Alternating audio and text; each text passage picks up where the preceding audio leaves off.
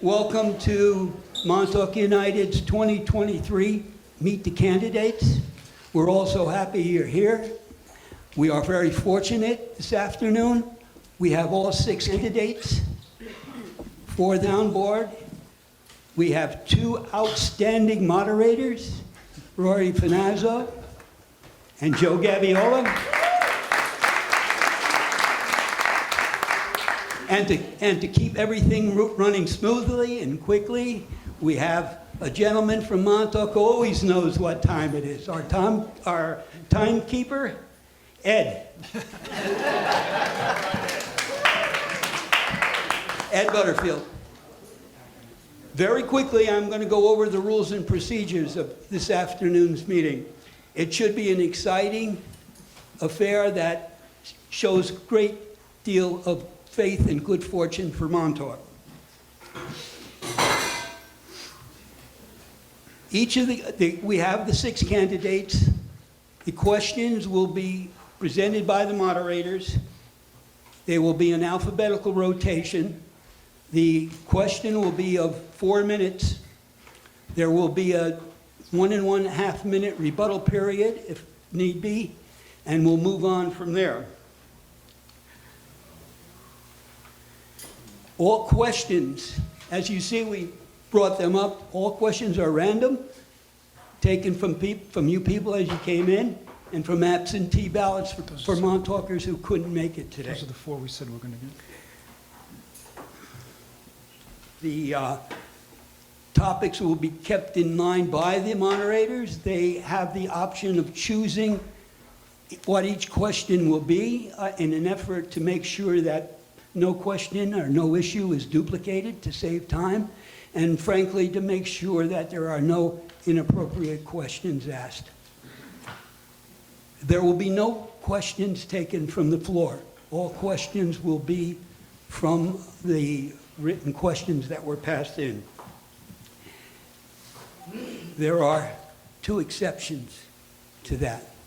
One, the East Hampton town attorney has requested that the 2 incumbent candidates refrain from answering any questions dealing with the East Hampton Airport due to ongoing litigation. Very, very understandable.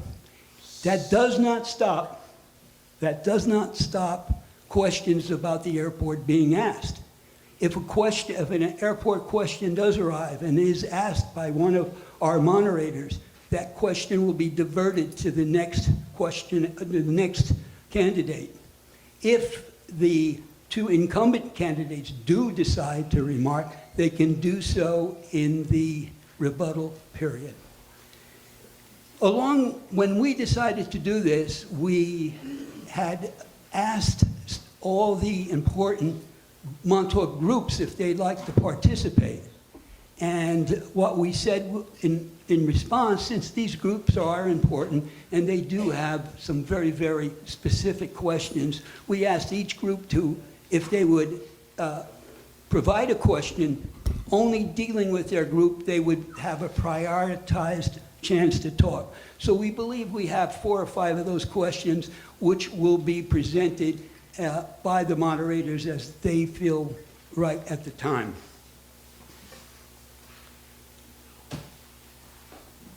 Let us begin. Moderators, take it away. Okay, thank you, Tom. First thing I'll ask is for everyone to please silence their phones. Thank you. Thank you. I think Tom mentioned each candidate will have a chance for 2 minutes of opening remarks, and we're going to go alphabetically. So we're going to start with Kathy Burke-Gonzalez. You have 2 minutes. Great, thank you. And thank you, everyone, for joining us today so we can discuss issues that are important to Montauk. I'm Kathy Burke-Gonzalez. I live in Springs with my husband, Joe Gonzalez. Some folks may know Joe as LBJ. We live with our 2 kids, Burke and Nina, and both are graduates of Springs School and East Hampton High School. I have served on the East Hampton Town Board for the last 10 years, and the past 3 years I've been the deputy supervisor. Now I'm running for town supervisor, having been endorsed by the Democratic Working Family and parties, as well as the New York League of Conservation Voters and the Sierra Club. and I'm truly excited about the opportunity before me. Since I first announced my intent to run, I have been reflecting on how I got to this point where I am qualified to be the next town supervisor. Like many folks, my professional career has taken on many chapters. Some were expected, some not so much. Chapter 1 started with a 30-year career in advertising, where I fine-tuned my strategic planning, project management, and leadership skills. Here I learned the importance of communication and teamwork, and listening more and talking less. Chapter 2 began in 2004 when my son started kindergarten. Not one to sit on the sidelines, I served 9 years on the Springs School Board, the last 2 years as the board president. This experience gave me a firm foundation in budget management, contract negotiations, and facilitating open, inclusive meetings. Chapter 3 began in 2013 when I was first elected to the East Hampton Town Board. There was so much to learn about myself and the job I was elected to do. The town has a $90 million budget for 2023. We are the largest employer from Wayne-Scott to Montauk, and we have a number of critical issues that need our immediate attention. But with our caring, knowledgeable staff, with an engaged public, we can work together to move our community forward. And this afternoon, I'm excited to hear from all of you. Thank you. Thank you, Kathy. Okay, next up would be Tom Flight. Tom? Hello, everybody. It's nice to see a few familiar faces in the audience today, and thank you all for coming. It shows you care about what's going on in Montauk. I know a few of you, obviously, be it through the firehouse, the school board, parent of kids, being on the Montauk CAC. My time in Montauk began really in about 1998. I moved here full-time in 2009. Having married Georgia Biondo Flight, who grew up out here and was born out here. Montauk became my home. It's an amazing place to be. I came from a very corporate background, having worked in Walmart, Gap, in corporate finance and strategy, but had the opportunity by some friends to take over a business out here and make my life out here. And Montauk is something very special. It's a community. It's like nowhere else. I experienced that fairly early on. A good friend I just made, parent with kids similar age to me, suddenly died. And it was unbelievable how this community came together. It is such an incredible place, and it inspired me to throw myself into this community, be it through the school board, which I joined in about 8 years ago, and at the same time doing EMS. And I've come to learn a lot about Montauk itself. I also got very involved during the pandemic, setting up the COVID testing center at the Montauk School, and then lately at the East Hampton High School. I saw a few faces who were here there Christmas Eve getting tested, trying to get away. It was that time where I really kind of came across Kathy, David, and Peter a lot more, getting involved with the setup of the vaccination center. Seeing what they could do at the East Hampton town level for this community really inspired me to throw my hat into the ring to try and help to deliver some of the changes we need in this community. So thank you very much again, and I look forward to more questions from you. Thank you, Tom. Next up is Greta Leon. Hi, everyone. Good afternoon. My name is Dr. Greta Leon. I've never ran for politics. I am a doctor of dental sciences. I could be doing my board exams, but I chose to be here because I represent the community. I grew up here. I went to the elementary school, the middle school, and I was privileged enough to go to the Ross School, and I graduated in 2005. It's been a burden to stay out here for my parents, for myself, for the generation, the younger generation, the older generation, and I still live with my family. So I am running to represent the community because I care. I really do care. I want to stay out here. I love this town. That's why I'm here. I grew up here, and then I went to college abroad, and I came back because I can't get enough of it. It's hard to stay out here, I have to say. I can't lie, and you probably all know. It takes a toll on you physically, mentally, and budget-wise, it's really out of control. So I just have to say thank you for being here today. I am running with all my heart to represent each and every one of you, and I hope that I can do the best that I can to represent the community. Whether it's Montauk, East Hampton, we're all united. So I just want to put that out there. So thank you very much. Thank you, Greta. Next up would be David Lees. Thank you very much. My name is David Lees. I'm proud to be your councilman for the last 6 years. I first want to thank the moderators, and I also want to thank the Montauk community and those who are watching for participating in the democracy that is the town of East Hampton. It's wonderful to see. It's also wonderful to see so many of the faces that I've known out here over the years then too.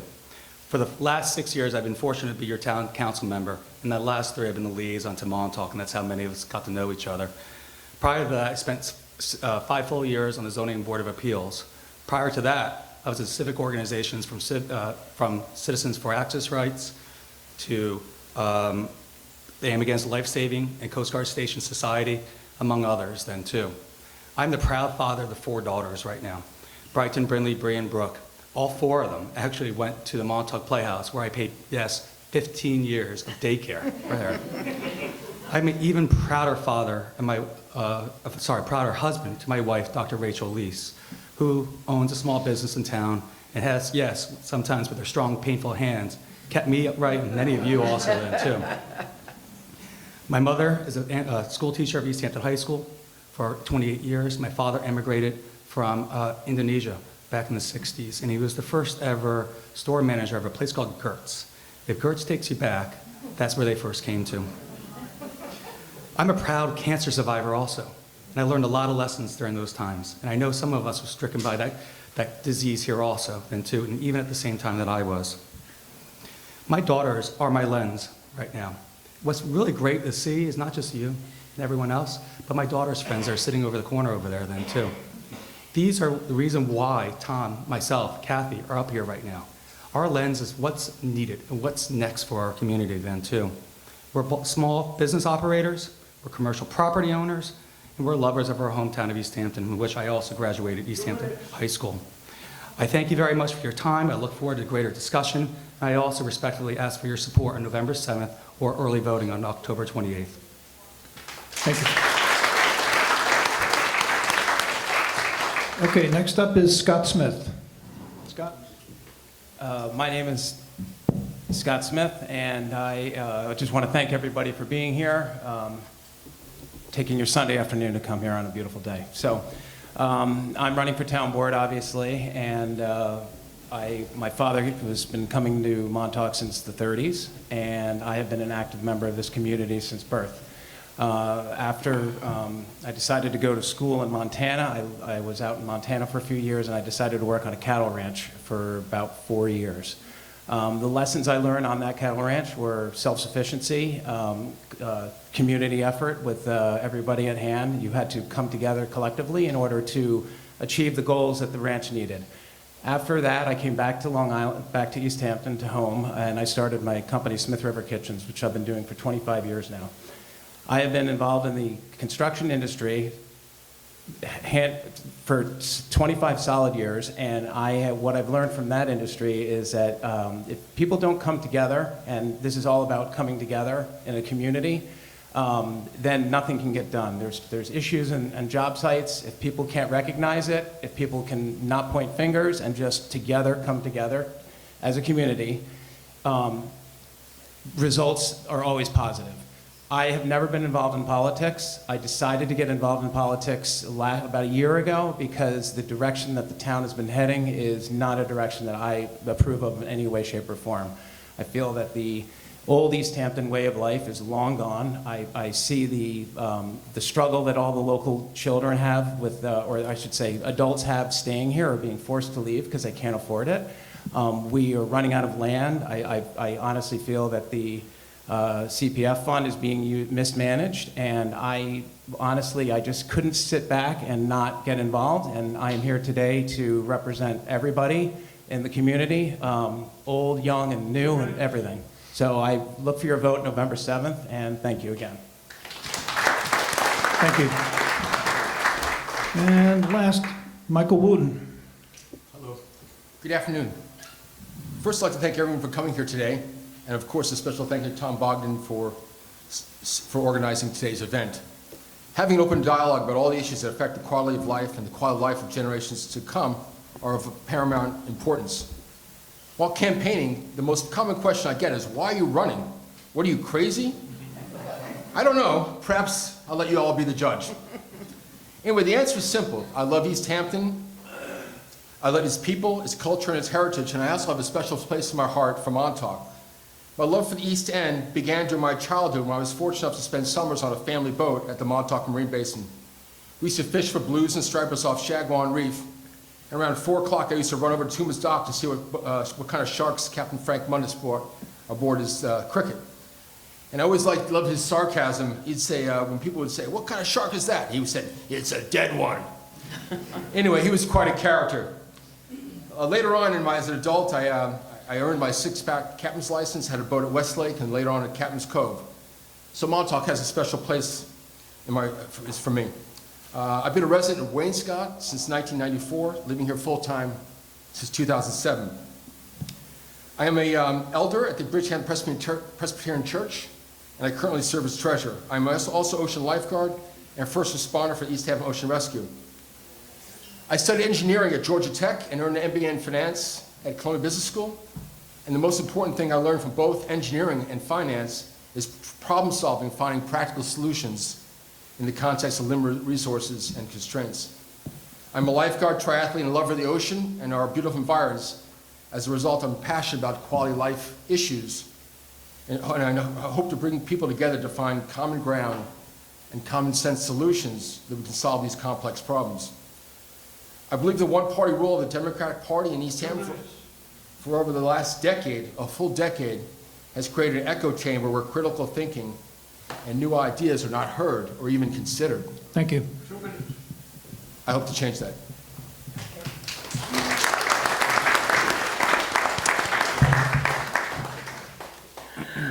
Hi. We're going to start with the questions now, and again, we're going to go in alphabetical order. You know that you are allowed 4 minutes to answer a question, and there is a rebuttal of 2 minutes. And I only ask a minute and a half, sorry, minute and a half, changed a little bit. We ask that a rebuttal is only given if you have something different to say than what has already been said, okay? Thank you. First question to Kathy Burke-Gonzalez is from the CCOM.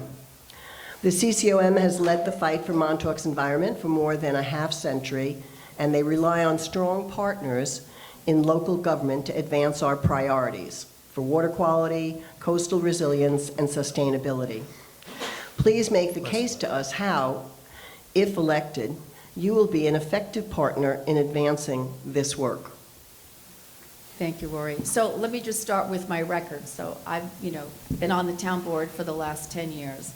And I could just go around Montauk and think about the different projects that I've been involved in and supported.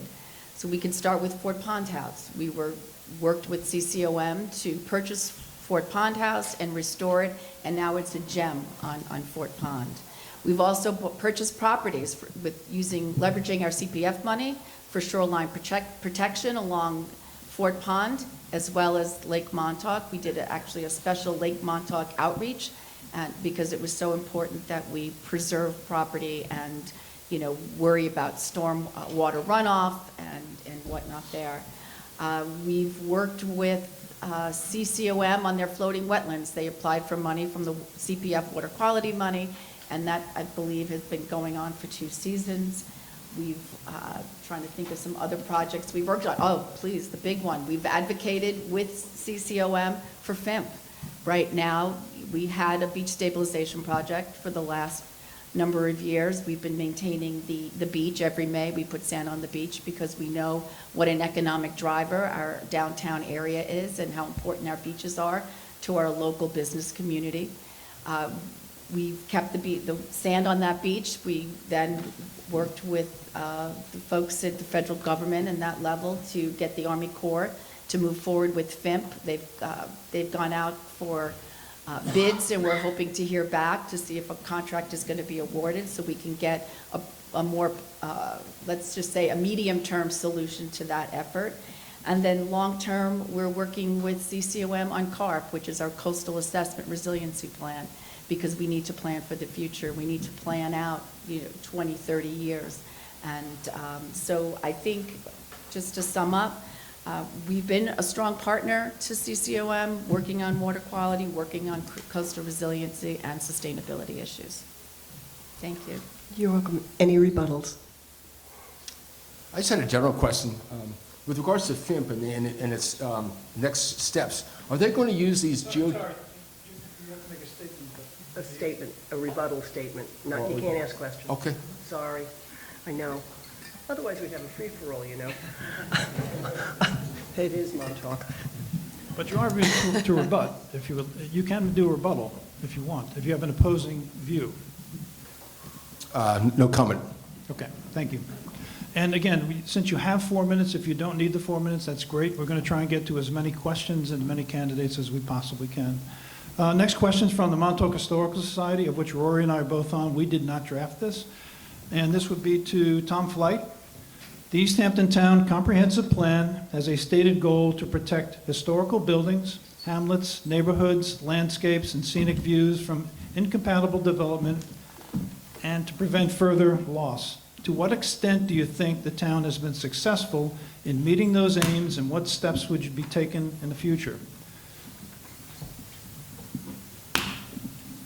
I think the history of this town is critical to protect. I mean, in many ways, it's what we've been built around with the lighthouse. And that project has been phenomenal in getting it done. Joe, you've been first-hand visibility to that. As we move forward, we have to ensure that we protect both our history and our infrastructure. Montauk's future is equally important as its past in many ways. I think the continued support of projects such as Second House, Third House redevelopment, I think the cottages there, I would love to see us getting more involved with projects along those lines too. How we protect them is an entirely different matter too. As you look at predictions for what we're expecting in terms of how the downtown might have to adapt with climate change, we have to kind of look, what is our history there that we're looking to protect as well? Our downtown is critical to us. So it's part of our plan for CARP. It's part of what we're looking to do going forward. For me, the history's being made too. Gosman's Dock is one that, it's a historical place. I had a business down there for 10 years, and it's on the market right now. The town doesn't have the money to buy projects like that, but I hope that as new buyers do come in, we're cognizant to what that place means to the town. It's part of most people's history, be it people who visit here, or be it people who live here and work there. As there are opportunities to protect history, I would 100% be working with the Historical Society, not just in Montauk, but in Springs as well, to find ways to either fund projects that protect history where we can purchase them. The Carl Fisher House is another great example you guys have done in town here. It's critical. Look at Montauk as a big picture. We are, in my mind, the center of ecotourism. But along with that is the history. Having a business here, people come here for those two things. It's our beautiful environment, and it's our amazing history. You can have the crummiest weather and drive up to that parking lot at the lighthouse, and it's pretty decently packed. The more use we make of our history in this town to attract people to visit it and learn about it, the better.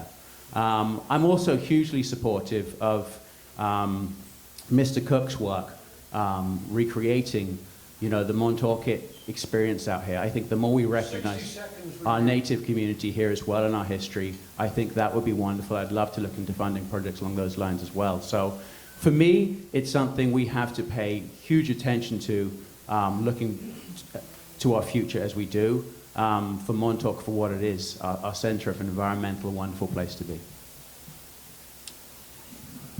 Can you repeat the question? Any rebuttals? Can you repeat the question? the question that he was asked? Sure. The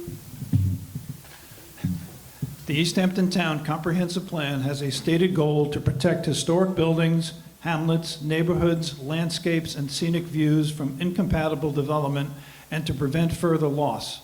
To what extent do you think that the town has been successful in meeting those aims, and what steps should be taken in the future? If anyone would like to rebut. I've got the comprehensive plan right in front of me. Goal number 1, maintain and restore, when necessary, East Hampton's rural and semi-rural character and the unique qualities of each East Hampton's historic communities.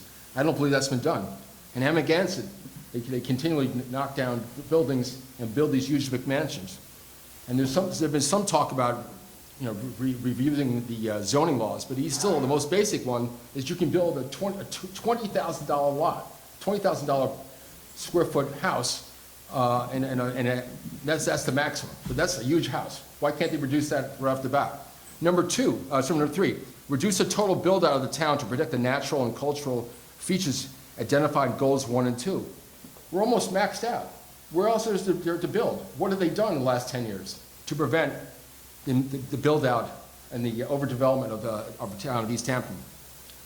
Number 5, encourage local businesses to serve the needs of the year-round population and reduce the environmental impacts of commercial industrial users. Can anyone shop on Newtown Lane? The village.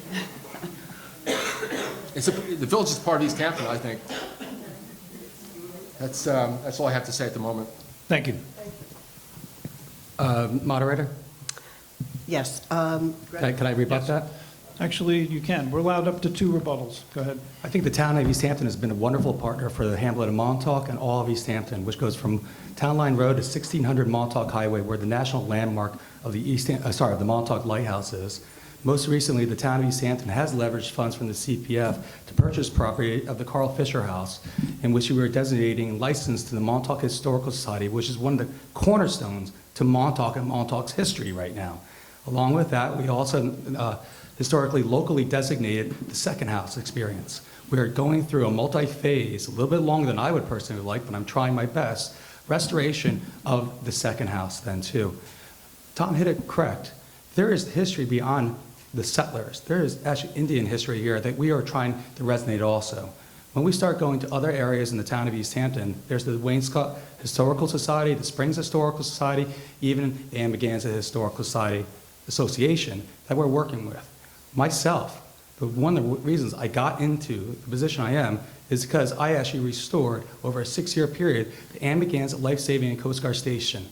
We now also put that onto the National Historical Register. The town of East Hampton, myself, also supported by Kathy Burke-Gonzalez and Tom Flight will support also, has done a tremendous amount to preserve history in the town of East Hampton. Some good, some even bad, but we want to make sure our kids know it. Because when I grew up, I did not know enough of it, but right now I can't get enough of it. Thank you. Dr. Greta Leon. This question comes from the Long Island Fishing Association. Orsted will compensate Rhode Island and Massachusetts fishermen for losses of access to historic and lucrative commercial fishing grounds due to unburied and farm export cables that allow no fishing there. Will you establish a compensation fund for town commercial fishermen whose livelihoods will be affected since Orsted has refused to compensate New York fishermen? I'd actually have to do a whole plan and really strategically look into what is going on before anything and the plan is made. You have to have scope. So you also have to look into it. But yes, I would support commercial fishermen. It's been part of Montauk. It's history of Montauk too. So I just want to let you know that I would support commercial fishing. We're New York State's biggest fish industry, so it is definitely something that is supported. And I just want to let you know that, everything in planning development has to be basically taken into consideration by steps. But yes, I would support that. Any rebuttals? Sure. It's been fortunate to work with some individuals in this room as liaison to the Fisheries Advisory Committee for the town of East Hampton.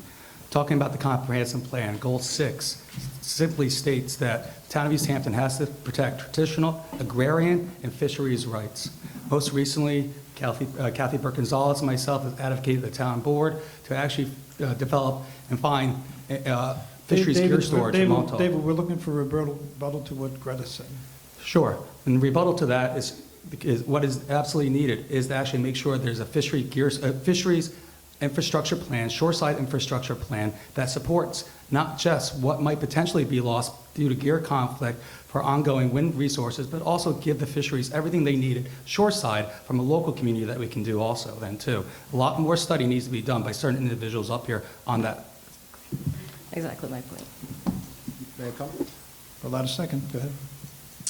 Yeah, I just want to read to you, recently NOAA came out with a statement regarding their biological opinion on the Sunrise Wind Offshore Project. They said here, quote, NOAA Fisheries has concluded that proposed action is likely to adversely affect, but not likely jeopardize the continued existence of any species of so-called ESA listed. ESA stands for Endangered Species Act. So basically saying it's going to adversely affect those animals, but not put them make them extinct. Great news there. Thank you. It's me, right? And this is for, I guess that's a general comment on the whole project, the South Fork Wind Farm project. okay, David. I think we need to take a balanced approach on Okay, energy thank you. alternatives. Thank you. So next question will be to David Lease. This is from the Coalition for Hither Woods. Do you support putting a sewage treatment plant on public parkland in Hither Woods? Can you repeat that, Joe? Do you support putting a sewage treatment plant on parkland in Hither Woods? This is from the Coalition for Hither Woods. I support looking at all options to take care of our groundwater and drinking water right now. Some of these are going to be the most complicated situations that the Hamlet of Montauk and the town of East Hampton are going to see. Part of those actions are to investigate all potential locations, which might actually include in parkland. Am I a full supporter of it? No, but if I am a supporter of finding out if there is a problem, where the problem lies, and how to fix it. One of the best things right now with time is that technology gets better. There might be time still that we find greater technology to put sewer treatment plants or small packing plants in different locations within the hamlet to be able to increase our surface waters and also for our groundwater. Part of this right now is the difficult situation that we're in. Nearly more than 60% of Montauk, the hamlet of Montauk, from Napeague Harbor Road is preserved. That's a wonderful thing that the town of East Hampton, along with other partners of the county, the state, and also local civic organizations have done. But it makes it very difficult to meet the needs of a community now that is growing and grown and for the lens that we need for our children. So there has to be more study and work to be done, but there's overall a need to address the problem. I think the bigger question is, does anyone believe there's not necessarily a true problem in the way that our antiquated history of dealing with septic systems are out here in Montauk in the town? Sooner or later, we have to be very careful for the county that comes in, and what the county will do is shut down many of our aging septic systems, and it will put a lot of flux in for either residential or commercial properties. There's many things we can still do and move ahead, but I am a person that knows that there's a problem that I want to investigate all options to try to solve that problem. Joe, Thank could you ask the question again, please? Restate it. Sure. Do you support putting a sewage treatment plant on public parkland in Hither Woods? Ask for any rebuttal. And I'd like to rotate rebuttals, not everyone, please do. So you guys have had 10 years to come up with a solution for the septic system here in Montauk, phase 1 being downtown Montauk. And you can't decide if you think that this location is a good location yet. We're still trying to figure that one out. I personally am against the location of that. I think first off, the location in itself, there is a water recharge right next to it, downstream, down the hill. There's also a well that Suffolk County Water draws from right there.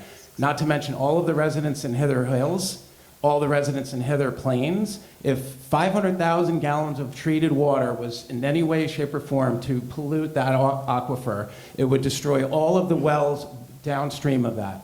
I do not support the location, again, as I said, and I would definitely, the only thing I agree with David is that we would have to investigate the area that we would do some kind of water treatment plant. But I'd also like to say that the phase 1 of downtown is actually, should be phase 4, and the location Ditch Plain should be phase 1, because we are worrying about, the town board needs to worry about the residents of the community of Montauk, not the hotels and the restaurants and all of that. So again, we know that Lake Montauk is polluted strictly due to ditch plains. We know that. So we need to address that first. Thank you. Okay. Yes, thank you. Kathy, I'm going to ask you to rebut what David said, though. Yeah, that's fine. Very good. So I guess, folks seem to think that just because we're all from the same party that we think alike and we rubber stamp each other's, proposals.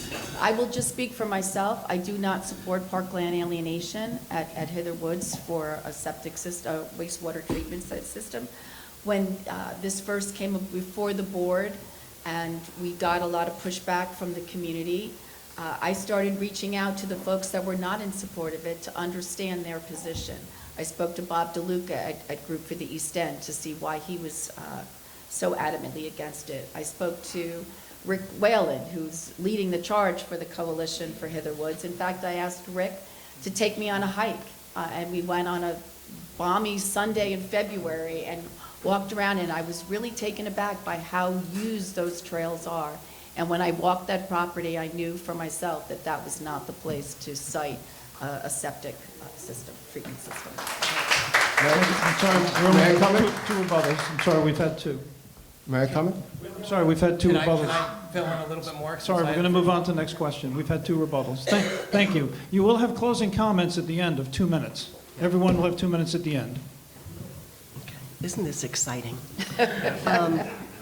Anyway, okay. Sir, Scott Smith, this is your next question. It's about the environment.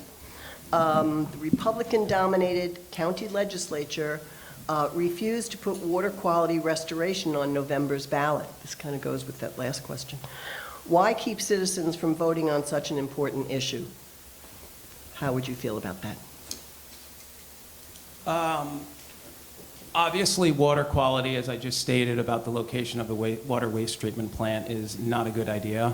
Water quality is obviously extremely important to me. Right now, when we talk about water quality, let's talk about Fort Pond.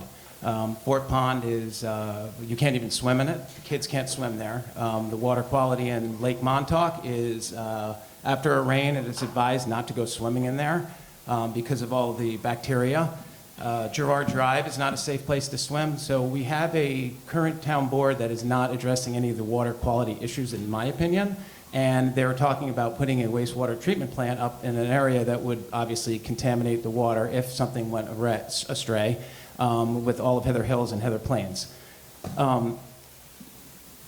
The water quality on eastern Long Island has to be addressed, clearly, and I don't think floating, whatever the thing is in Fort Pond, the floating, what is it called, I mean, what is that? Is that just it's an eyesore, right? It's a distraction to say we're trying, but we're not doing anything.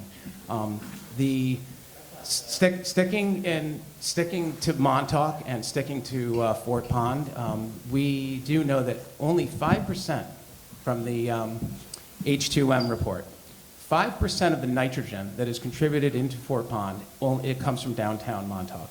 Despite what we're wanting to believe that we have to do phase 1 in downtown Montauk, only 5%. Most of the water that has high nitrogen levels from Fort Pond come from the surrounding residents around the lake and from the restaurants. So addressing and doing a wastewater treatment plant to address phase 1, again, is backwards. Let's take care of the residents. Let's not take care of the big corporate people that have all of the hotels and the restaurants. We need to take care of the residents first, and it starts with good water quality. Thank you. Any rebuttals, please? Tom Flight? I think thinking that a wastewater facility is phase 1 is just a misunderstanding of what the town has been doing with regards to the water quality issue out here. We've had programs from the town offering IA, low nitrogen systems. There have been grants out there for community members to do this. Look, protection of our water quality is the responsibility of the town and individuals. There's no two doubts about that. You may not like the look of all the projects that go on. They might not be aesthetically pleasing, but they work. Every little counts. It's the same as the recent litter campaign. If you want clean water, it's on you and it's on the town. Now, I was on the wastewater committee with Kathy and likewise have many discussions with a lot of people. I walk in those woods daily. It's an incredible area. But our water quality is our life out here. If we're not looking to protect it, then we're just messing up the future. You know, being in government takes tough decisions, and looking to ensure that we have safe water quality is key. That might involve a wastewater treatment facility, and most likely it does. Yes, the technology may change, but we will have to find a site for it at some point if we do that. Now, we might not want it in downtown. We might feel that that's not the primary area of concern, but Can I add some more, since the question was directed to me, and then Mike can go? Yeah. You want to rebut to your own? I do, yeah. You're going to rebut him? I'd like to say something else. 10 years to figure this out. 10 years. And now, if I'm not mistaken, Tom just said that maybe we won't do phase 1 downtown. It's taken 10 years to get to this, and then if phase 1 was approved, it's not going to be done for another 10 years. 20 years to address the water quality issues, okay? 20 years ago, the water quality really wasn't that bad out here. I used to go clamming in 3 Mile Harbor. You can't really do that anymore. I used to go clamming in Lake Montauk. You definitely can't do that anymore. So in the last 20 years, the water quality has gone down, and as far as I'm concerned, it's just not being handled, and it needs to be handled, and I don't think it should take a board 10 years, let alone 20 years, to address it. Okay, thank you. Moderators? Do I have time? No? No, sorry, 2 rebuttals. So I'm going to read this question as it's written, but I'm going to rephrase it to Mr. Wooten because it's about the airport.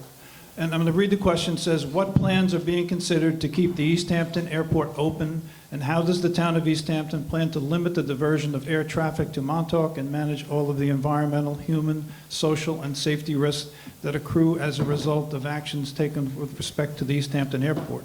So, Mr. Wooten, I'll just basically ask you in favor of closing the East Hampton Airport or leaving it open? I'm in strong support of keeping the airport open. There are 2 reasons for keeping it open. My apologies. The number one is the economic reasons. It generates, I don't have my notes in front of me, but I think 675 jobs, nearly, I think, $34 million in direct salaries. And I think the overall economic impact to our town overall is close to $87 million. I got a copy of this report from an internationally consulting firm called by the name of like EBP. For those who are interested, I'm glad to distribute it to you. And then there's the safety concerns about emergency evacuation plans. I was able to get a copy of a letter written from the, I guess, a sergeant in Suffolk County Police who's in charge of emergency evacuations.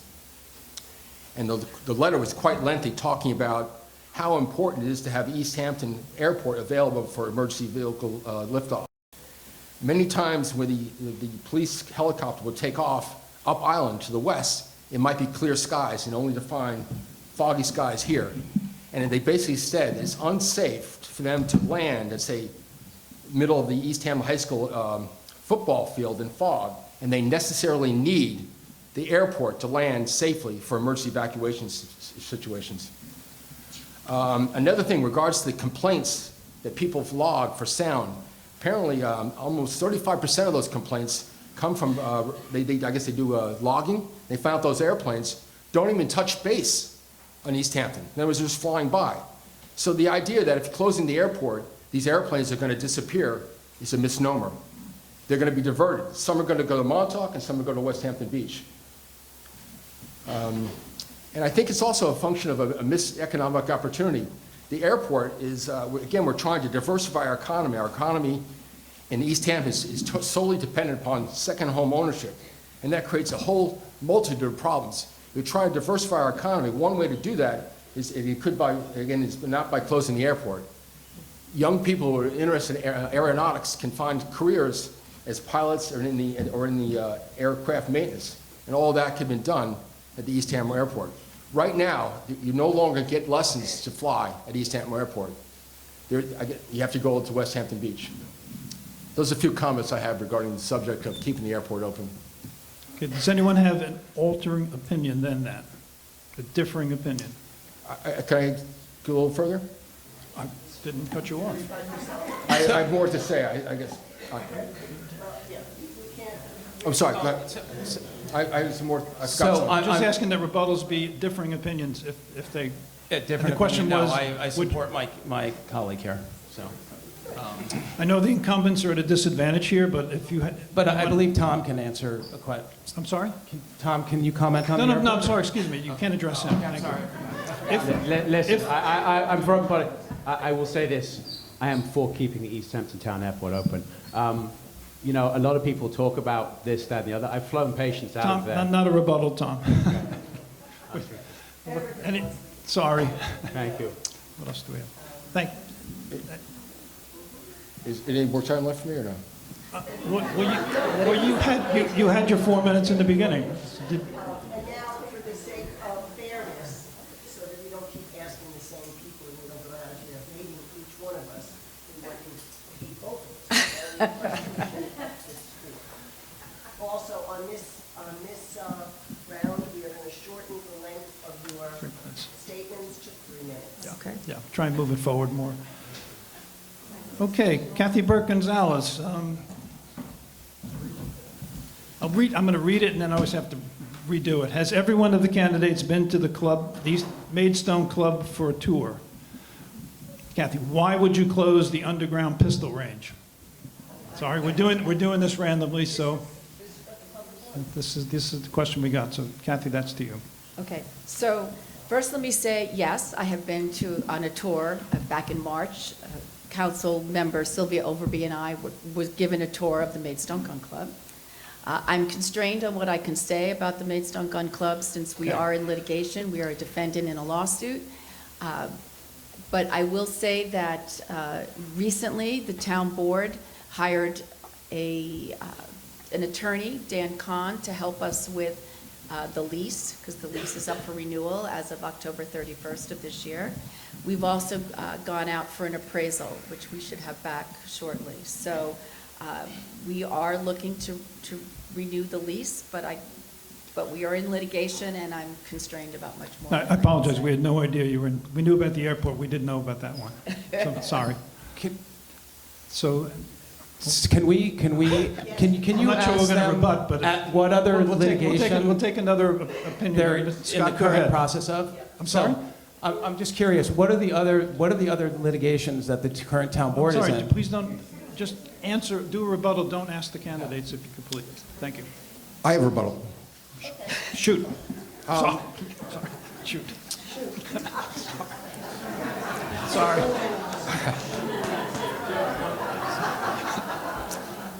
I'm an old hockey player, so I'm going to take a shot. Last Wednesday, the three of us, well, I guess all six of us, were invited to the East Hampton Sportsmen's Alliance, and that meeting took place at the Springs Osawaga Hall, and our opponents declined to attend.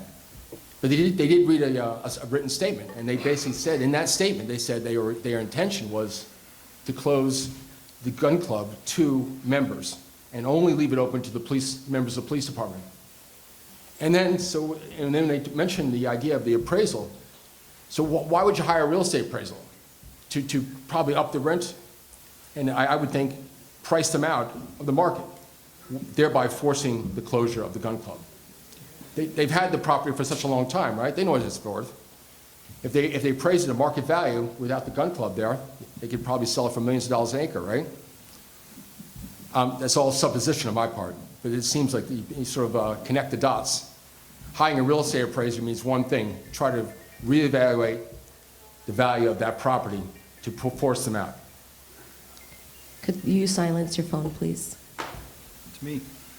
Thanks. It actually I didn't mean is. it in a rude way, just, you know. It actually is silenced.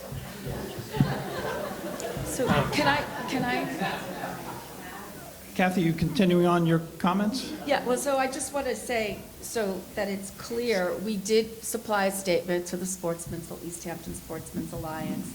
And what the statement said is that we do support a range for the East Hampton Town Police Department and other enforcement agencies for training purposes, but that we do not support continuing with the existing lease without extensive modifications to ensure the safety of the neighboring property owners as well as the safety of the members of the Maidstone Gun Club. Thank you.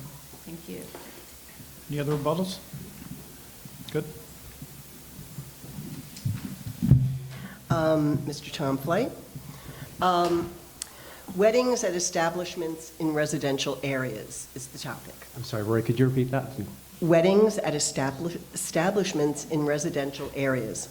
4 months now, May, June, September, October, are the season for weddings out here. There should be a requirement, or shouldn't there be a requirement, of soundproofing, or only limiting the weddings to July and August? Your opinion, please, Tom? It's a great question. Having got married out here, I've lived it. Noise pollution comes in many forms. It can be from music at weddings. It can be from mowing or leaf blowers. It can be from planes. It affects us all. I have the ones that drive me nuts. I'm not going to say what it is because I don't want to upset people. But no, I get it. It happens on so many different formats. Yes, it does have to be regulated in some form, like all businesses do. If you don't, that's what I would look to work on as a town board member. We're evolving. It's weddings right now. What's it going to be 10 years from now? We don't know. So in terms of how weddings should be regulated, it's got to be done in partnership. Look, so many of the problems we're facing right now are just poor leadership by companies, be it the Blade helicopters going at all hours, just intensification of use. People trying to gouge the system out here to make as much money as they can without taking into consideration the well-being of this community. I think most of us are tired of that. I think most of you want a government that's actually going to stand up to those businesses and look for your well-being. So that's what I would love to do as a town board member. Yes, please. Well, Tom, you mentioned poor leadership. You are part of the Democratic Party that has been in leadership for years now. So if you see poor leadership, imagine what we as a community see.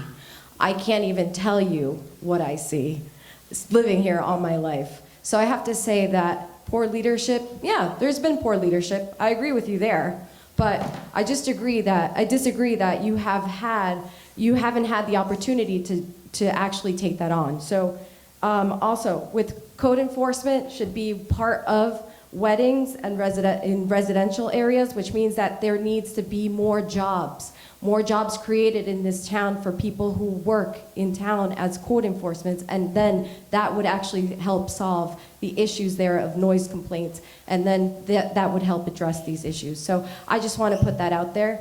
Thanks for letting us know that there's poor leadership. And I want to just back her up by stating that... Wait, you can't back up. Oh, I want an argument. Do you understand? leadership. David Leese.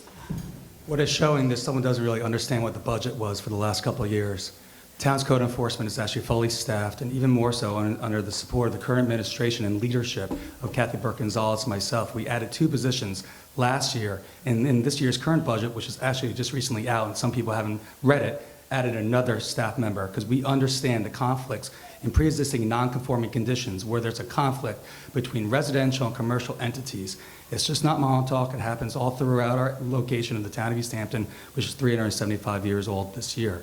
What we need to do right now is make sure that we protect the quality of life that we all cherish, but also allow for our economic drivers to go ahead. What we then need to do is make sure we need to enforce the laws and continue to have compliance by making sure we have enough entities, staff, uniformed police officers to keep us safe, not just from individuals that want to rob us, but individuals who want to take away our daily living status.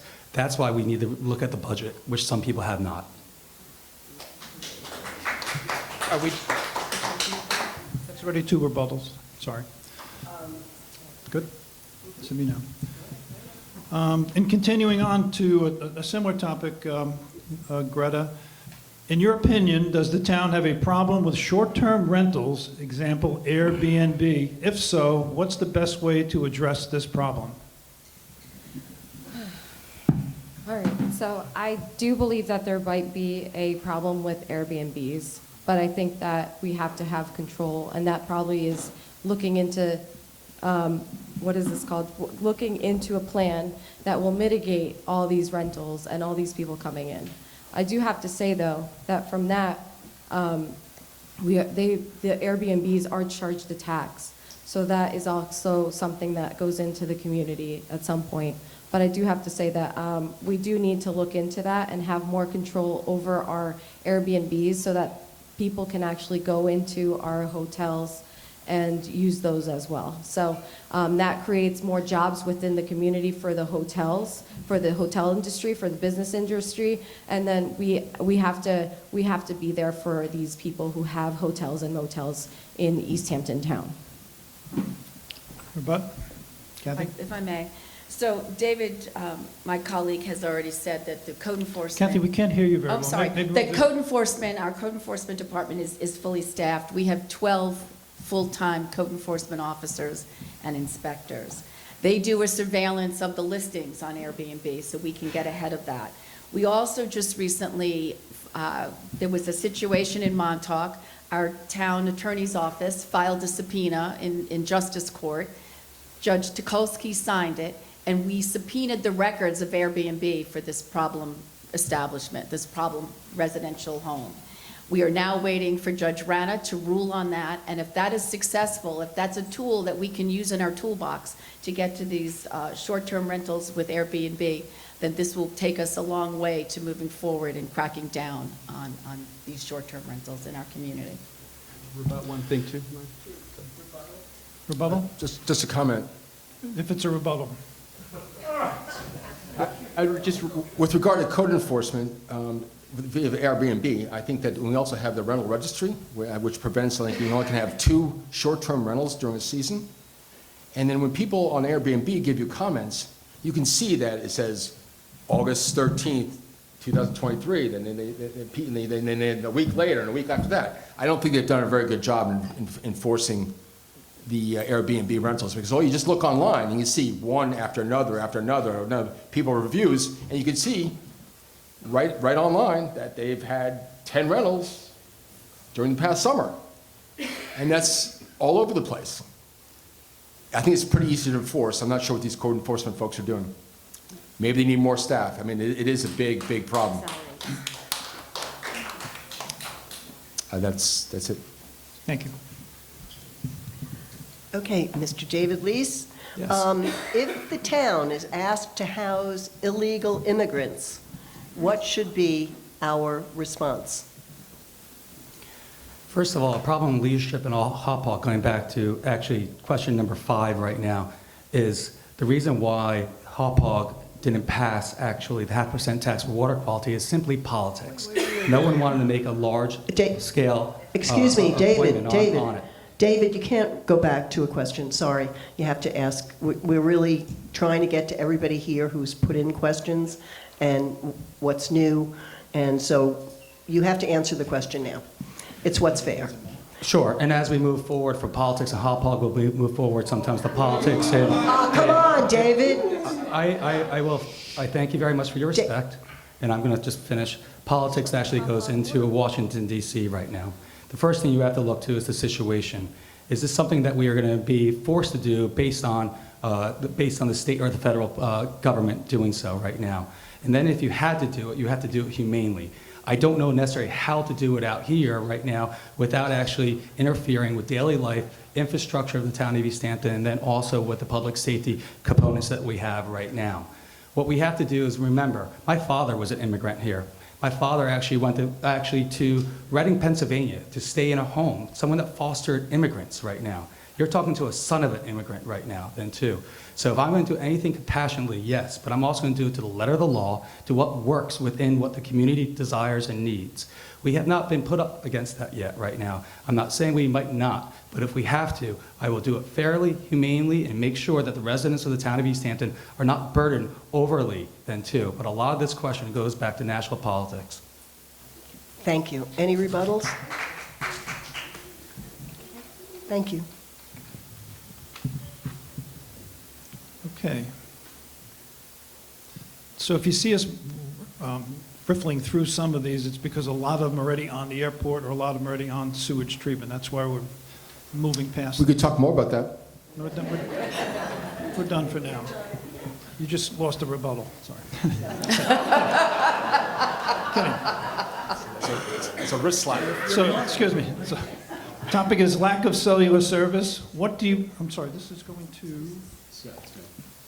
Scott, sorry, Scott. Lack of cellular service. What do you plan to do to correct the lack of cellular service in the town of East Hampton? And they mentioned Montauk, Culloden, Amagansett, Barnes Hole, Albert's Landing, et cetera, et cetera. Thoughts on cellular? Back to the debacle with the Springs cell tower that was proposed. I had friends that lived in Springs. They got rid of their landline because all of us got rid of our landlines. And many, many, many years later, they are using their cell phone and they can't call 911 if somebody had an emergency. Still today, you can't use a cell phone, so now they've gone back to a landline. I know that there's issues out here with Verizon, and I know there's issues with Montauk having dead zones. Obviously, we live in an extremely wealthy community. Why don't we have cell coverage all over the place? I've driven across country many, many times and pretty much can talk the entire time. So why has it taken so long to address a cell tower in Springs, which is a pretty simple situation? I don't think it takes 5 years to do it. It would probably take a couple months to figure it out. And then I'm 100% for putting cell towers so we all have service. I think it's critical for safety, it's critical for the community, and it's obviously with just the location of children and everything else. We need coverage. End of story. Anybody want to rebut? Okay, Okay, Kath. I'm happy to. So first, we all need personal wireless. It's critical, but we do have coverage gaps and we do have capacity gaps. But folks have to understand that the town does not control the locations where these cell providers place their facilities. Yes, they come before the planning board, and Scott, to your point about the Springs Fire Department, they have submitted an application for relocating on the property. There's no zoning variances needed, and we're looking forward to that. Adding to the to Springs, we already have a site at Camp Blue Bay. But what happened in November of 2020, the town hired Cityscape, which is a consultant that took an inventory, mapped all of the existing towers and wireless antennas. They produced coverage maps. We had a very robust community engagement, included a survey where we had over 1,600 people participate. That survey informed how we wrote our legislation, and we have moved forward. We've streamlined the process. Many of the applications now don't have to come before the planning board. They can be done administratively. And we are in the process of adopting a wireless master plan. It calls for 10 macro sites of the 100 to 140 feet. It also calls for 44 small wireless facilities. And hopefully, we had a public hearing in July. One person commented. We know it's a priority, but the public needs to participate as well. Thank you. Anyone else rebuttal? Yeah, I'd like to say something. I think that the cell tower, this is another example Can you answer the of question? leadership that is not getting the job done. Is there a problem? Yes. Yeah, I think it So, was. 10 years to figure out the septic system, years and years to figure out cell towers. I hear a lot of talk and no action. Why are we spending time worrying about Chagwan having dancing when they've been doing that forever? Why are we worrying about the color of Rowdy Hall, what color Rowdy Hall needs to be? Let's focus on the big issues. Thank you. Thank you. Michael Wooten. This is the long one. It's always easier to be part of the opposition or minority in a government. You can nitpick over policy decisions and criticize without accountability. We have a profound shortage of affordable housing in East Hampton, estimated at a shortfall of as many as 2,000 units and growing, which affects year-round residents and seasonal businesses in a myriad of ways. If you were in charge and had control, how would you address the immediate needs relating to affordable housing? Please be as specific as possible. Yeah, or affordable housing is a very, very complex issue. I don't believe there's any quote-unquote silver bullet that's going to solve it. I did notice on the Democrats' platform that said affordable housing is a key to keeping our local residents right here in East Hampton. And I just don't believe, I think it's a misleading statement that I think, for example, I guess all of our volunteer fire department memberships across our villages are at multi-year lows. And why is that? Because young people cannot afford to live here. The volunteer ranks thin out as the baby boomers get older, die, and move away, and cash out and sell their homes. I guess the problem is that right now, I guess East Hampton, there's no really much more area to build, whether they be single-family homes or even multifamily dwelling units for affordable housing. I think maybe one short-term fix might be a way to increase ADUs, which is known as accessory dwelling units. I guess that right now they're limited by each village, how many ADUs are allowed in each village. There are some other big trends that are hurting affordable housing. Like, why are houses so expensive in East Hampton? I think it's primarily a function that basically that the demand for housing in East Hampton comes from people who live in New York City, and they get their incomes to New York City. There's no way for the local people in East Hampton to compete with salaries in Manhattan. So their demand creates the prices to rise. So I guess the longer term solution is to try to diversify our economy. And again, diversify our economy to be able to provide higher paying jobs for local people who live here. Ways to diversify the economy goes back to the same old thing, investing in infrastructure. Again, there'll be the cell phone towers, better cable networks for your for the computers, and better roads, and of course, keeping our airport open. Closing down the airport is going to hurt our economy, not improve it. I guess the long-winded question is it's not a simple answer to solve affordable housing. I think on their where is it here?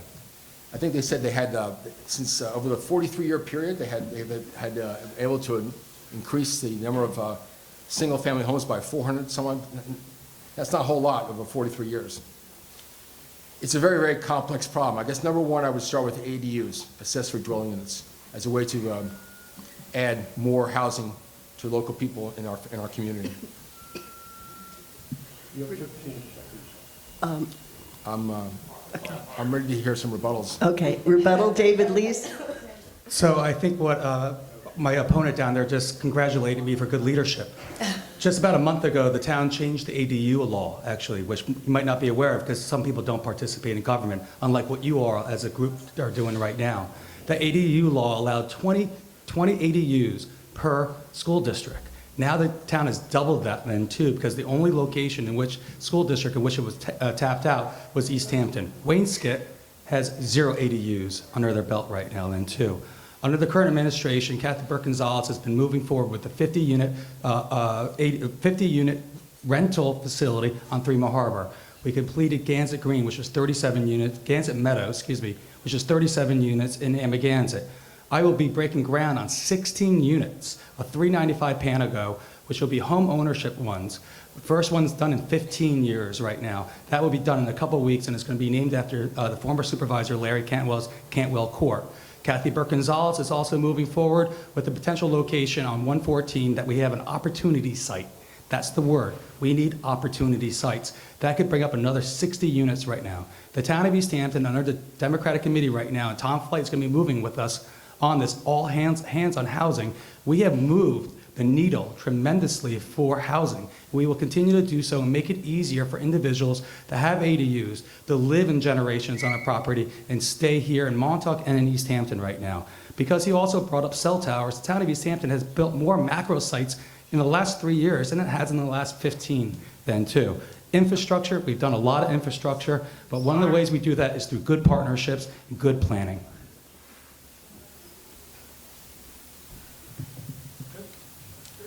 Okay. On to a timely one. Kathy, this one's for you. The CCOM said that the geo bags were coming off the downtown beach in 2 years. Time was up 8 years ago.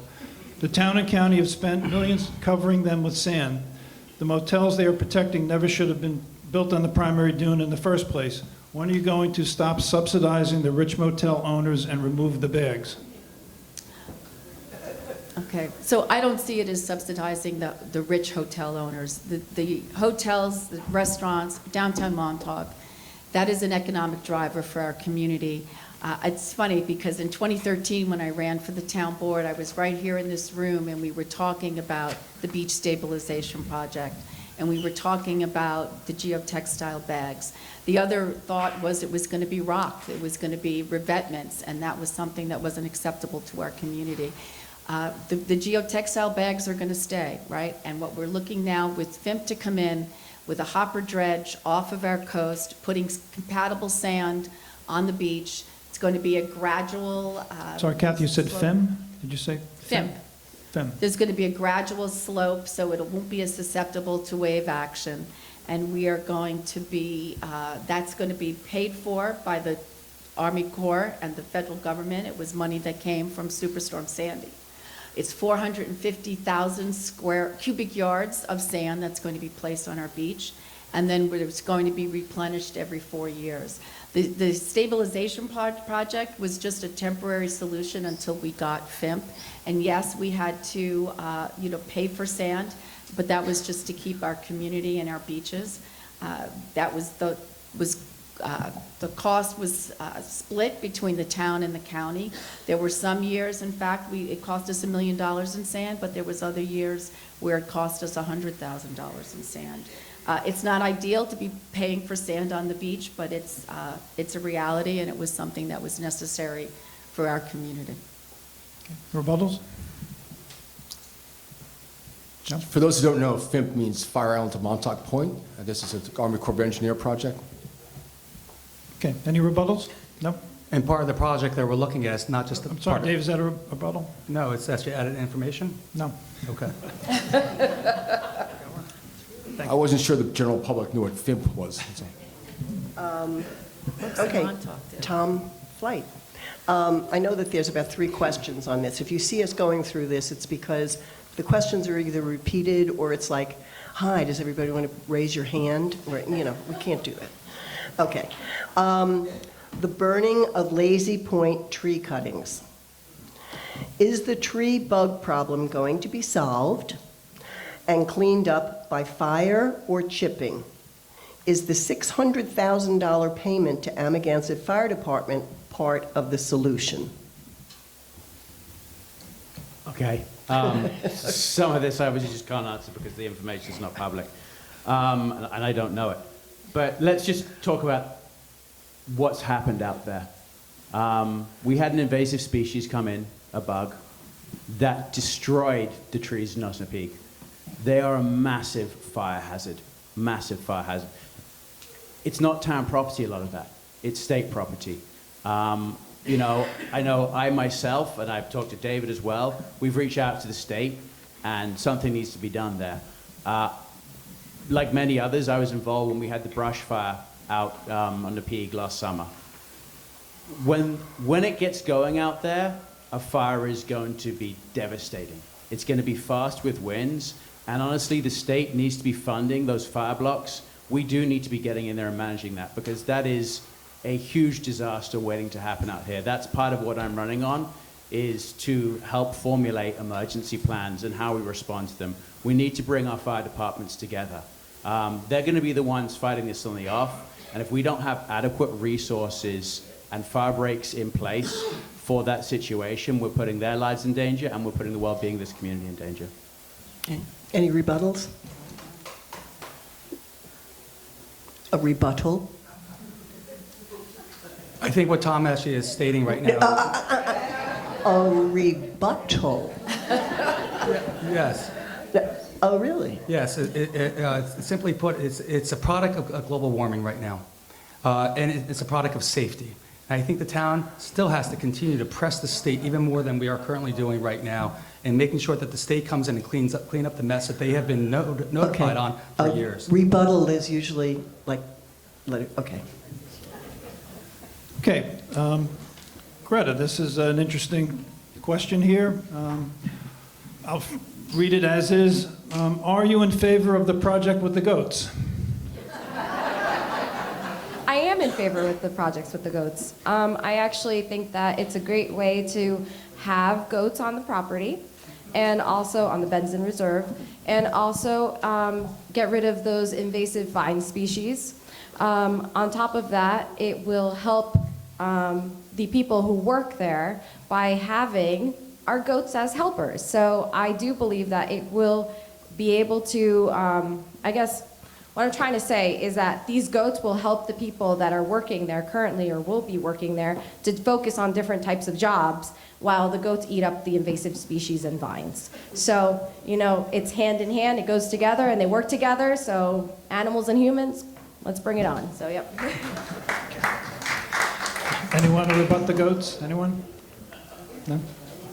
Anybody? I'm going to add this. Rebut. It's a rebuttal, because Okay. I do think it's a little bit more complex than that. And I know there's been a lot of discussion in Montauk, and it's actually one of the most wonderful things that are happening is that we've come so far with our environmental message out here that we're having really strong debates about what the right future is for Montauk environmentally. Now, the goats are part of a plan on the Benson Reserve to reduce native species, yes. Right now, it's in contention because the shacks that are going to shelter the goats during the off weather are potentially being shown as not in compliance with a judge's order. I get that. I think the fact that we're going after the goat seems a little bizarre. Tom, your position, please? My position is Are you in I'm in favor? favor of the goats. That is not a rebuttal. We just lost a rebuttal, too.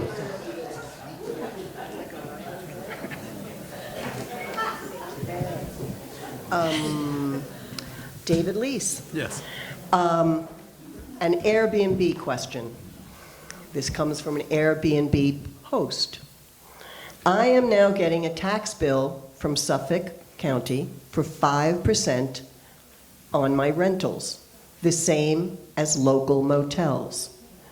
Does this mean I should have non-restricted ability to rent my home, as I am now paying the same taxes, income and sales, as a commercial entity?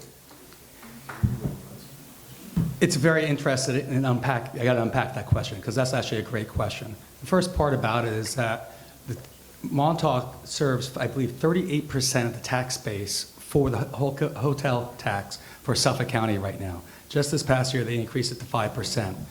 What you're doing right now as using Airbnb to subsidize any type of income that you might need is the same thing that hotel and commercial properties are still doing then too. So both of you have to still use the county law to pay for a hotel and housing tax as any other individual might do. What's happening right now is I believe that Montauk, and specifically East Hampton, has gone the short end of the stick for what Hauppauge's leadership has done right now. Without George Philopoulos, without any discussion, minimal discussion with the community members, from the Chamber of Commerce to the business owners, to the residents of the town of East Hampton, they doubled tax for hoteliers to pay for a convention center in Islip that honestly I might not ever go to right now. We got the short side of the stick very quickly, and that's why we need strong leadership in Hauppauge named Ann Welker. Going forward right now is that individuals use Airbnb, yes, as a source of income, but you have to make sure you do it within compliance of the law right now then too. And that's why our code enforcement is out there trying to make sure that we don't have issues with commercial entities, commercial uses of your homes that interfere with the daily living and daily lifestyle that we are accustomed to out here. As a leader, I will continue and work with our partners at the Chamber of Commerce and others to make sure that the increased taxing that you took on without your vote out here in Montauk is brought back to Montauk and the town of East Hampton. That is utterly important right now. They're using money, your money, way west of the canal and stop being brought here. We are the golden goose, and unfortunately, we're not getting anything back for it from the county. Any rebuttals to the issue of Airbnb being taxed but not being allowed to have short-term rentals? I'm not sure what the convention center has anything to do with the Airbnb tax, but I guess that's, Okay. On to Scott. I was going to say, no, I'm not in favor of that. No, I was going to ask you a question. I know. Finish that. Okay. To you. Yes. Deer. The deer population is now greater than when the European settlers landed here. It's not good for them or safe for us. What would you do to solve this? Well, with deer come deer ticks. So I know that North Haven has done a successful Four Corners action to get rid of deer ticks.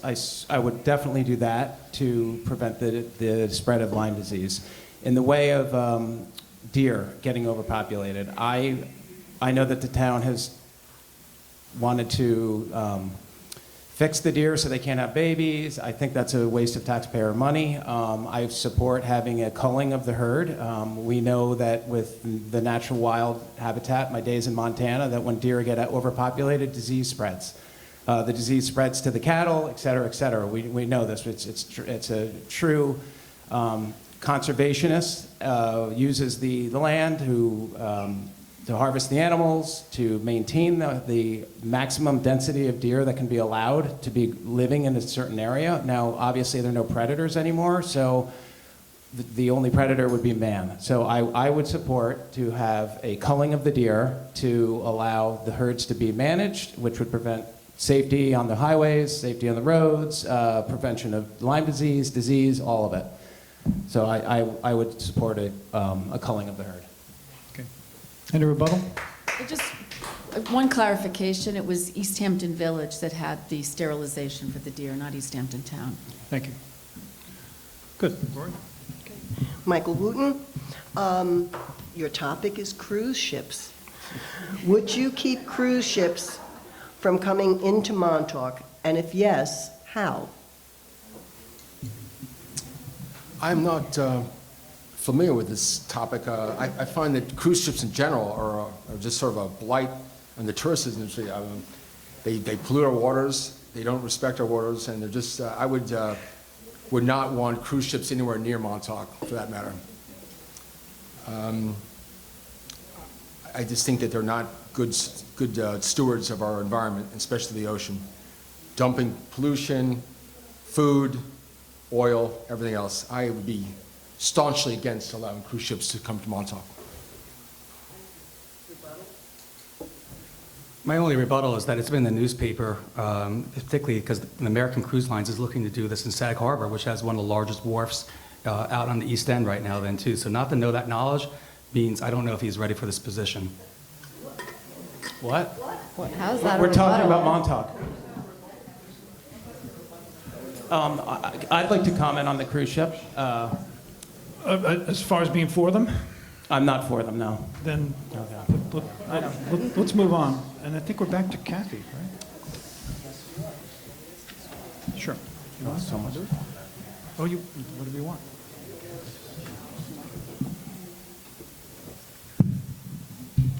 Kathy Yes. Burke Gonzalez.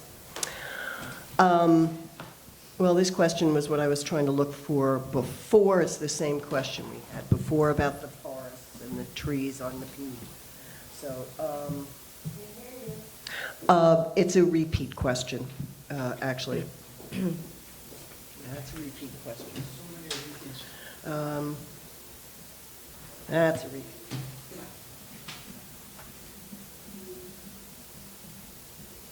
Yeah.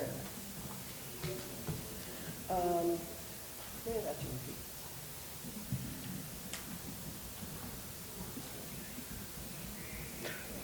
That's a repeat.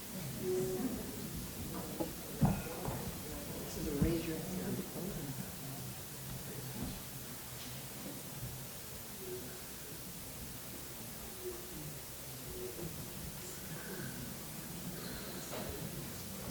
Well, this is a repeat, but it's kind of worded differently. Okay? Are you for generating more money from the train so it brings lots of people? That's one of my questions. Okay. Cellular service. Okay, here's a double standard. And this is going to Kathy again? Yeah. Kathy, in East Hampton, the town board bends over backwards to help the residents by trying to close the airport. While in Montauk, the town board bends over backwards to help the downtown resorts by trying to take away our parkland and build a sewage treatment plant. Please explain the double standard, or if there is a double standard. So you brought up the airport, so I need to be Oh, forget it. careful I here. see, I knew there was something that was wrong with this question. I'll give another one, okay. Oh, this is a nice one. This is from the group Montauk ER. Considering we have so many water quality issues, would you support the town staff in assisting the Suffolk County Health Department in identifying cesspools and outlawed high-capacity cesspools in commercial establishments? So we do have water quality issues in here, and that's why a number of years ago, there was a referendum on the ballot that we approved to have a percentage of our CPF money go for water quality, up to 20%. We have spent, I believe to date, as of this summer, $11 million on water quality projects. It's a significant amount of money. We also have a septic grant program for homeowners and businesses, and it's something that we have over 1,100 applications for. More than 500 new septic systems have gone in. I believe, town staff has worked, hand in hand with a lot of our local environmental agencies and have great relationships with Suffolk County Department of Health Services, and it's something that needs to continue. Okay, rebuttal? No? Okay. We're going to take a moment. Everybody take a breath, take a sip of water. And we're to Tom, right? Yes. Maybe this will be the last question. We have so many questions about two topics here that we're just rifling through to try and find something new, and I'm afraid to involve the audience here at the moment. So, this one is about garbage. So 85% of garbage in front of 7-Eleven, in front of Surf Lodge, Kirk Park. How do we hold visitors and establishments accountable? Even cameras. Thoughts on how we can handle the garbage issue in town? It's a great question, one close to my heart. Those of you who know me know I have 2 stores on Main Street. One of the first things I do every morning when I go to work is pick up the litter outside my stores. Plastic bottles in their drains, it's disgusting. I look at it as a problem on a national and a local level. I mean, as a business owner, I would be disgusted to see my product lying in the street polluting the waters. That we are not going after these large companies to produce packaging that is biodegradable, that doesn't damage our environment, is terrible. There is a more local issue as well. We need to ensure that we have garbage cans out there that are effective, that stop the garbage coming out. People do put it in, the girls take it out. It's a challenge. It's a unique challenge out here, but it's something that I would like to see more of. I know our teams who do the garbage pickups do a great job. You see them out there 4 or 5 times a day. The amount of garbage that's generated at some of these sites is unbelievable. If you go down to Ditch Plains during the day and you see how full those bins get in a few hours, it's challenging. I do think business owners have some responsibility there too. I think we need to kind of really knock on their door. When I go, to my stores early in the morning and I find empty drinks containers, I do wish that, some of my business neighbors would maybe kind of at the end of their shift walk down the street and pick those up. I think we need to hold each other accountable. We create the litter. We need to be better on recycling. We need to be pushing our businesses to be recycling. I would love to see some measurements that we could introduce that would have at least glass recycling. I know plastic recycling is more complicated, but paper recycling. I mean, I pay my kids to drive my minivan to the dump to do all our box recycling. I sometimes have them going 10, 15 times. There's a lot of garbage. There's a lot of waste we create that just gets thrown out. But we need to have a much more proactive approach to how we're dealing with our litter and our recycling. Any rebuttals? Good. Have you got one?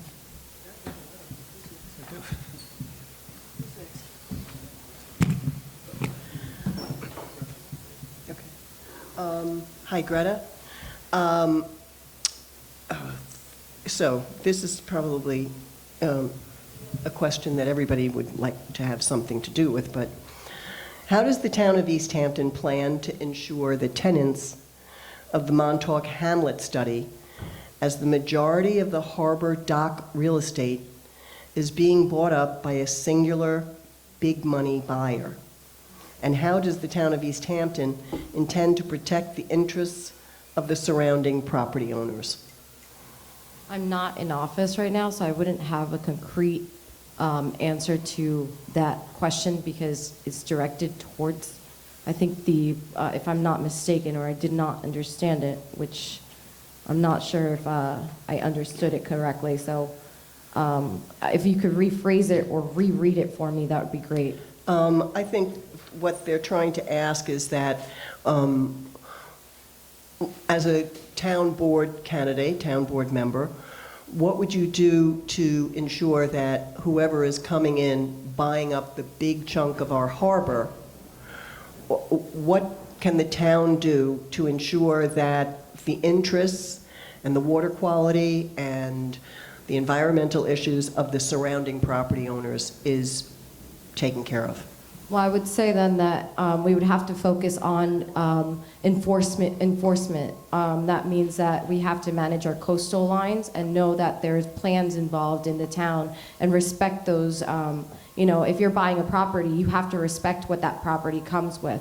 And that rules and regulations are there to be followed. So I think that that's something that we have to look into, is that making sure that everyone's being enforced as it is with when they're constructing or when they're buying, to make sure that everything is basically taken care of. And in that way, I would say that they're following rules. They're following, and they're mitigating the process of things going wrong so that things don't go into our shorelines, our oceans, and whatnot. So I would just say that that's something that I would have, is more implementation of enforcement of the rules and regulations.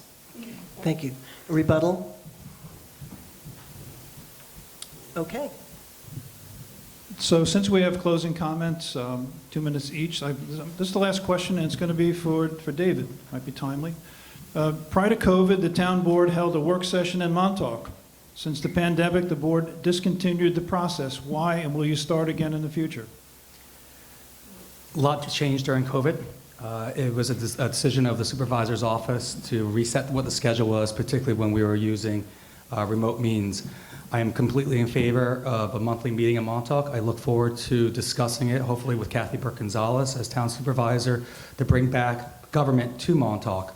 We have done that recently, now post-COVID, with our accessory outdoor dining legislation, by working with the Chamber of Commerce and bringing our planning departments out to work with and for the residents of Montauk in the hamlet of Montauk. I look forward to these type of discussions and more discussions in the hamlet, here and other locations.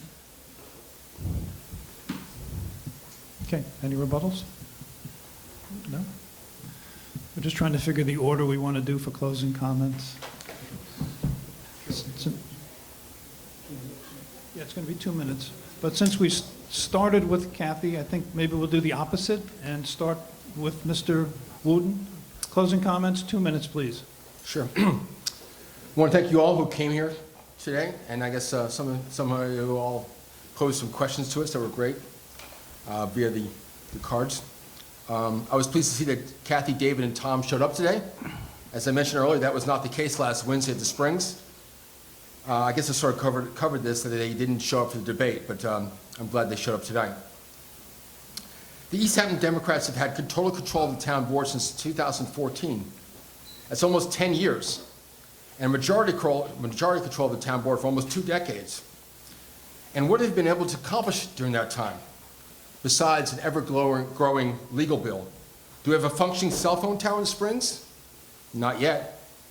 Do we have an updated senior citizen center? Not yet. What about the airport? They want to shut it down.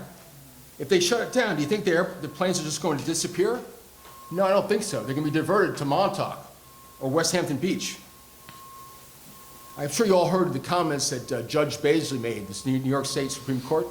He called the actions of the town board with regard to the airport arbitrary and capricious. I think this is pretty strong words. What's fascinating to me is the East Hampton Town Democrats' own website says that 80% of the East Hampton residents want to keep the airport open with some restrictions.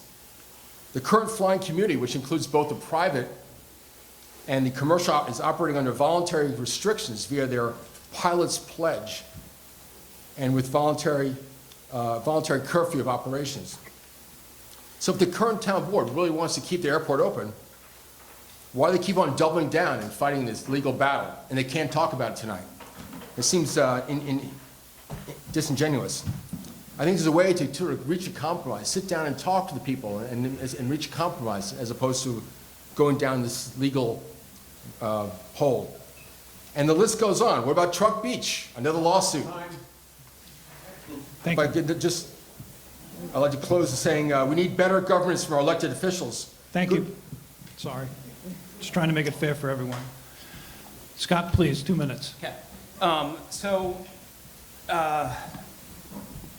I have to walk, in the last year I've been walking the streets of East Hampton, Montauk, and I've been talking to residents from all walks of life. And the common theme that I hear is that there's just total disappointment with the town board, that their needs are not being heard.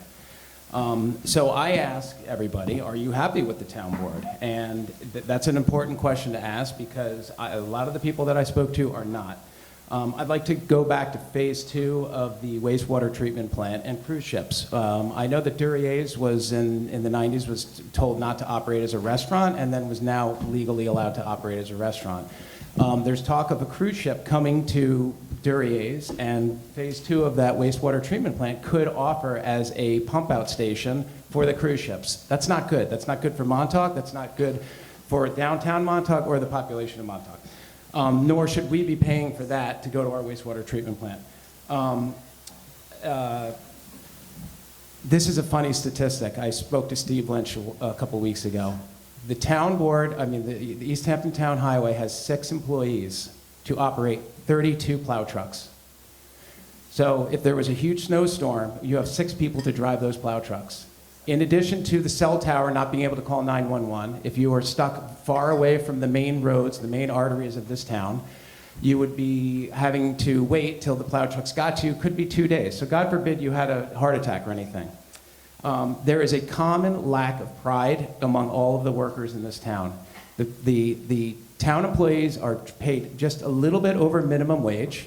There's no pride in the workplace. There's no, they're understaffed, overworked. The building department is spread thin. There's clear cutting going on all over. And we talk about the garbage, we talk about the VRBO, and it's all because the code enforcement cannot pass the laws to do it. I'm Scott. Please vote for me. I will always hear your voice. Thank you. David, 2 minutes. Yes, thank you very much. I want to thank the community for coming out. Again, I said this is what democracy is. You're listening to us. We're face to face here. Thank you very much to the moderators and the individuals that set this up right now to be able to have this forum here in Montauk. My name is David Leese. I am your town councilman. I look forward to respectfully ask for your vote to become and stay as your town councilman. Over that time, it's been a pleasure to work for Montauk as your liaison, and with the support of Kathy Burke-Gonzalez and the town board to get many projects complete in Montauk. Some very simple like a bathroom, some very simple like an IA system, wastewater, but we also now have pickleball, great skate parks out here, and Montauk is actually is fun for individuals that live here. We need to live here and work here and enjoy being here then too. I want to continue this, and I want to continue the proven leadership that we have shown. This election is going to come down to leadership and experience. You have town board members here. You also have on my slate with Tom and also with Kathy, school board members, which is actually a much more difficult job than being on the town board then too. What I have to say now is that Kathy Burke-Gonzalez is the hardest working person I see in town hall on a daily basis. It has been a pleasure to work underneath her and with her, not underneath her, with her, and to move things along for the betterment of the entire town of East Hampton and many of our Montauk projects. She is thoughtful, she thinks, she's critical. She makes sure that she spends her money wisely and gets things done. For that, I will ever be indebted, if even I'm not your town council person in January, because that's how hard of a worker that Kathy Burke-Gonzalez is, and she will be a spectacular supervisor if you allow her to. Tom Flight is a spectacular man that's married into a wonderful family of Montauk. It was a pleasure to go to a birthday party to get to know him, and I look forward to working with him. My name is David Leese. I respectfully ask for your vote on November 7th, and if you want to, you can please vote for us at early voting on October 28th. Thank you. Thank you, David. Good timing. Greta, 2 minutes, please. Hi, so thank you all for coming here. I know that I might not have that experience to be supervisor, but I do have the willpower and I have the knowledge to learn. And everyone is born to learn. So I am looking forward to growing with the community, listening to you all, hearing what you have to say, and all of a sudden, I just think it's shameful. I'm ashamed of the town board that it's taken so many years to have a senior citizen center up and running. I'm ashamed that there's no communication. I really am. As a fellow person who lives in this community, it's shameful to see the conditions when I pass by there every day of this senior center. I can't stand it. If you're in Springs, you should have communication. You should be able to call. You should be able to stand up for yourself and actually tell the people what they need. They've been in term for three terms now. This should have been done a long time ago. A long time ago. A lot of things should have been done a long time ago. And I'm sitting here before you because I really love this community. I want to try the best that we can to have everyone stay here. I am tired of everyone just being kicked out. It feels like it's just a one-sided approach.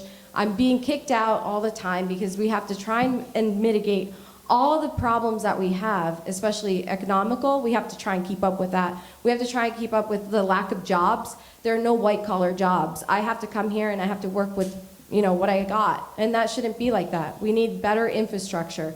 So I have to say that I will try to help the community, and I will help you as much as I can by listening to you and really being here to support you all in a different approach where you are welcome. You are welcome to discuss. You're welcome to come in and talk about problems. So that's what I would like to say, and I appreciate it. Thank you. Tom, 2 minutes. So, listening to some people today, you might think this is a terrible place to live with just endless problems. I personally happen to really like it here. I think it's beautiful. I think the community's amazing, and I think the environment's outstanding. And, I'm obviously originally not from here, but I've seen a lot of the world, and it's one of the nicest places out there. So, be proud of your community. Part of the reason it is the way it is because we've had great leadership out here for a long time. A lot of the projects that make this place so wonderful because of David and Kathy. It's so easy to be out there and criticize. I mean, we see it all day on social media, but you want to look for people who are going to change your community, who are active in your community. What can they stand up and show that they've done? I look at David, I see him, the outstanding job with the skate park, the ballparks, he's great. Kathy's knowledge and planning for this town is second to none. You need her leadership to bring you forward. And I hope with my shown commitment to community, I can help bring that and bring a great town board and supervisor to you. Thank you. Thank you. Kathy, 2 minutes. Thank you. And thank you to the Montauk community for today's discussion. My years of public service have been firmly rooted in my core values: family, hard work, compassion for one another, and respect for our environment. However, these last few years have been challenging, to say the least. The global pandemic has changed so much about our lives. These profound shifts require a change in the way local government operates, as we need to respond to and manage that change. Or put another way, we need to modernize how we do business. We need to improve communication between town hall and our public and our local business community. We need to gain consensus on what our priorities are. We need to support the development and advancement of town employees and provide training and professional development. We need to increase efficiency and improve the resident experience. And we need to redefine the role of chief of staff in the supervisor's office so that all 20 department heads report to that one person. This will ensure better coordination and control of projects and will be more effective and more efficient and more economical for our taxpayers. I'm asking for your vote on November 7th, as I have a proven record of service to our community and working collaboratively with others, encouraging public participation to assist in problem solving and more informed decision making. Our community needs experienced, compassionate leadership. That's David Lease and Tom Flight for Town Board, and me, Kathy Burke-Gonzalez, for Town Supervisor. Thank you. Thank you. So Tom's going to have some closing comments, but on behalf of Rory and myself, I want to thank you all for being so cordial to each other, unlike a lot of things we see on TV, but I think this is very informative. We all thank you very much. Tom, to you. Thank you very much.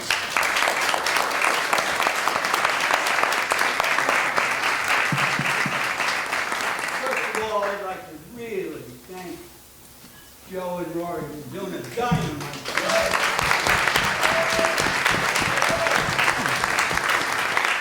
It was very difficult, and they handled it with a plum and a great job. Just a great job. I'd also like to thank Ed, too.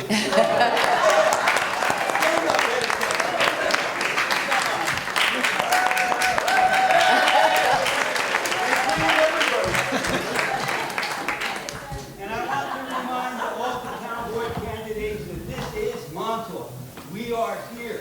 We love our town, and we are watching.